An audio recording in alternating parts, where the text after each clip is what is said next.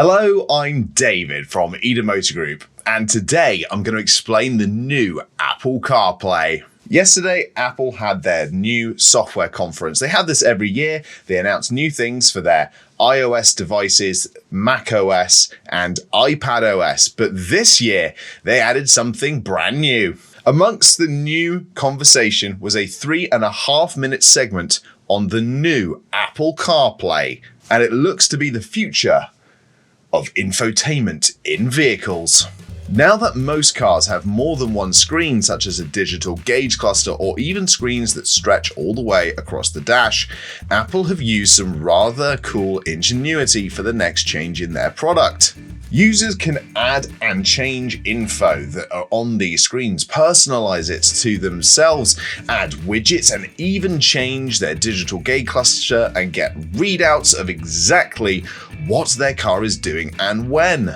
All of this comes to a course where Apple say you can customize the look and make it as personal as possible to your own taste, and you can even reflect things like widgets, maps, and other information into the gauge cluster from your phone. They've also added a feature that will automatically resize Apple CarPlay depending on how the car's infotainment system looks. So car manufacturers won't have to go by Apple's layout. They can design whatever they want, and the products that Apple put out will actually fit into the car it's going into. And don't forget, by the way, if you're enjoying this little news info dump, to subscribe for more in the future and leave a like. It's free. You can unsubscribe at any time. Moving on though, the really interesting thing about this Apple CarPlay is it will be able to control things like heated seats, air conditioning, as well as other information. Presumably this will mean in the future you could talk to Siri through your car and control things like temperature or heated seats. So you could say things like, "Hey Siri, make the car 5 degrees hotter," and it will.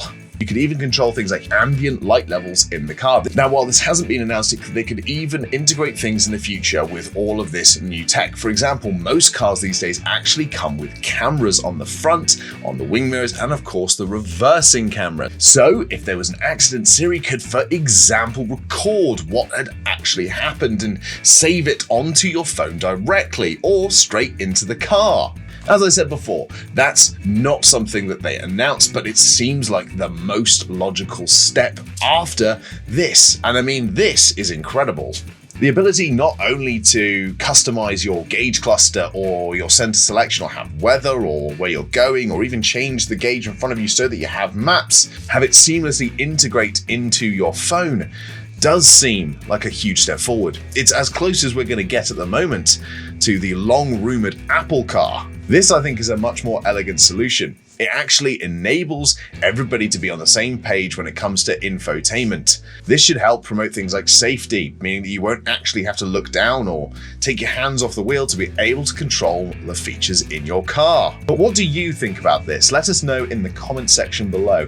As soon as this is released, of course, I will do a guide on it. So, as I said, make sure you hit subscribe and like if you're looking forward to that. This is a prerequisite to an idea I've had for the Eden channel to do some new segments in the future, perhaps a weekly or bi-weekly news section, so let me know if you want that as well. I would love your feedback, so make sure to leave that in the comment section too. If you want to watch something else that we've got, I made an entire history of Vauxhall video which you can watch here, or alternatively, if you wanted to, you could watch how much does it cost to charge an electric car in the UK. You can click that here, and we'll see you next time. Thank you very much for watching. Goodbye.